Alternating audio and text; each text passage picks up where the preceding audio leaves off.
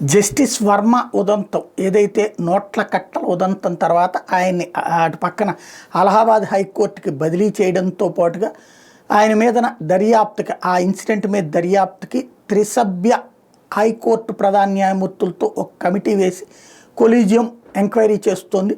ఇదే సందర్భంలో రాజ్యసభలో రేణుకా చౌదరి ప్రవేశపెట్టినటువంటి తీర్మానం ఈ అంశం మీద చర్చ జరగాలని, ఈ అంశం మీదన చర్చకి ఇంతవరకు ప్రతిదానికి విపక్షాలు ఇచ్చే తీర్మానాలన్నిటి తిరస్కరించేటటువంటి ప్రభుత్వం దీన్ని అంగీకరించే ప్రయత్నం చేయడం.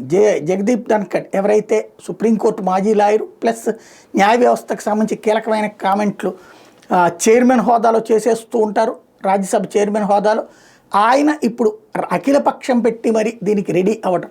ఫైనల్గా ఈ పరిణామాలన్నీ ఈ చర్చల తర్వాత ఎన్జేఏఎస్ ఏదైతే నేషనల్ జ్యుడిషియల్ అకాడమీకి సంబంధించినటువంటి చట్టం ఏదైతే ఇంతకుముందు అనుకున్నారో దాని వైపుకి తీసుకువెళ్తారా అంటే మరి ఇక్కడ విపక్షాలు ఇప్పటివరకు మాట్లాడిన దాని ప్రకారం ఇప్పుడు దానికి ఒప్పుకోవాలి. మోడీ సర్కార్ ఇప్పుడు ఆ వ్యవహారాన్ని వినియోగించుకుంటుందా చూడాలి.